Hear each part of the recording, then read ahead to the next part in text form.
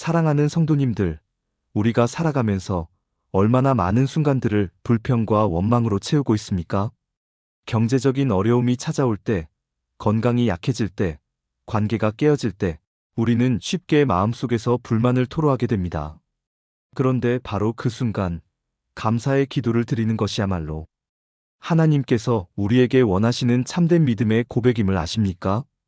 감사는 환경이 아니라 믿음에서 흘러나오는 것이며 순간순간 우리의 입술과 마음을 하나님께로 향하게 하는 열쇠입니다.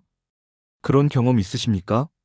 주변 상황은 감사할 이유가 전혀 없어 보이는데 억지로라도 하나님께 감사의 기도를 드렸더니 마음에 놀라운 평안이 찾아오는 순간 말입니다. 감사 기도는 언제 어디에서든 드릴 수 있고 그 순간 우리의 영혼을 어둠에서 빛으로 옮겨주시는 하나님의 은혜가 임합니다. 오늘 우리는 감사 기도가 왜 중요한지, 또 어떻게 일상의 모든 순간에서 그것을 드릴 수 있는지 4가지로 함께 나누고자 합니다. 첫 번째로, 감사 기도는 어려움 속에서도 믿음을 지키는 능력이 됩니다. 우리는 인생의 길에서 고난을 피할 수 없습니다. 사도 바울은 감옥에 갇힌 상황에서도 감사와 찬송을 드렸습니다. 사도행전 16장 25절을 보면 한밤중쯤 되어 바울과 실라가 기도하고 하나님을 찬송함에 죄수들이 듣더라라고 기록되어 있습니다. 바울과 실라는 억울하게 매를 맞고 깊은 감옥에 갇혀 있었지만 그들의 입술에서는 불평이 아니라 감사와 찬송이 흘러나왔습니다. 그 결과 놀라운 일이 일어났지요. 옥터가 흔들리고 착고가 풀리는 하나님의 기적을 경험하게 된 것입니다. 사랑하는 성도님들, 우리의 삶에도 감옥과 같은 상황이 있습니다. 병원 침대에 누워 있을 수도 있고 재정적인 빚의 압박에 눌려 있을 수도 있습니다. 그러나 그 자리가 오히려 감사의 기도를 드릴 수 있는 자리임을 기억하십시오. 억지로라도 주님, 제가 살아있는 것 자체가 은혜입니다. 여전히 기도할 수 있음이 감사합니다라고 고백할 때 하나님의 능력이 역사하게 됩니다. 감사는 문제를 해결하기 전에 우리의 마음을 먼저 자유롭게 합니다.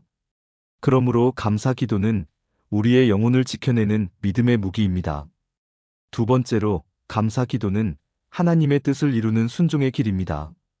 데살로니가전서 5장 18절에서 사도 바울은 이렇게 말합니다.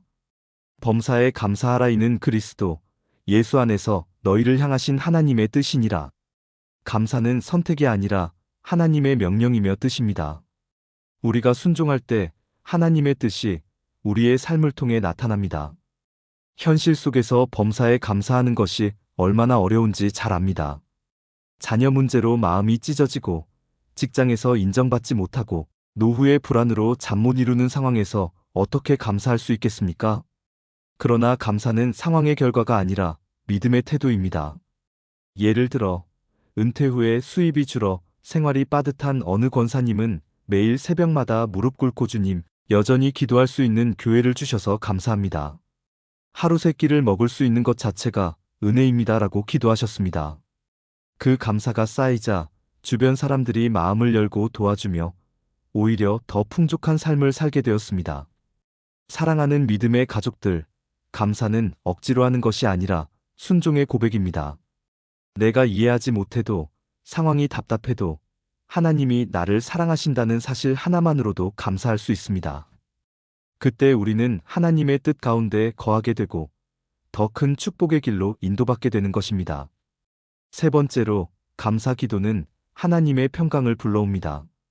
빌립보서 4장 6절과 7절에서 말씀하시기를 아무것도 염려하지 말고 다만 모든 일에 기도와 간구로 너희 구할 것을 감사함으로 하나님께 아뢰라.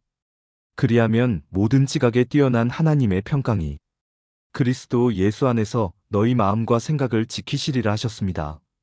우리가 감사함으로 기도할 때 세상이 줄 수 없는 평강이 우리 안에 임하는 것입니다. 현대 사회는 불안의 시대입니다.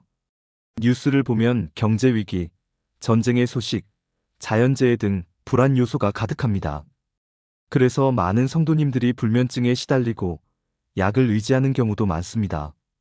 그러나 하나님께 감사의 기도를 드리는 순간 우리의 마음은 약보다 더 강력한 하나님의 평강으로 채워집니다.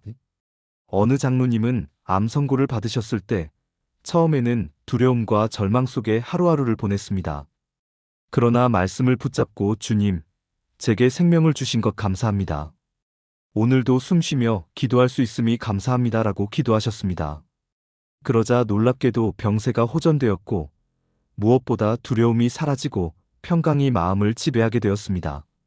성도님들, 감사 기도를 드리면 우리의 환경은 그대로일지라도 마음이 달라집니다. 평강이 찾아오면 문제를 바라보는 눈이 달라지고 오히려 그 문제를 믿음으로 이길 힘이 생깁니다. 그러므로 감사 기도는 평강으로 가는 길입니다. 네 번째로, 감사 기도는 삶의 기적을 여는 열쇠가 됩니다. 요한복음 6장 11절을 보면 오병이어의 기적이 시작되기 전 예수님께서 먼저 감사의 기도를 드리신 것을 볼 수 있습니다. 예수께서 떡을 가져 축사하시고 앉아있는 자들에게 나누어 주시니라고 기록되어 있습니다. 축사란 바로 감사 기도입니다. 예수님은 부족한 것을 보지 않고 있는 것을 하나님께 감사드렸습니다. 그 감사가 놀라운 기적의 문을 열었던 것입니다. 우리의 일상에서도 마찬가지입니다.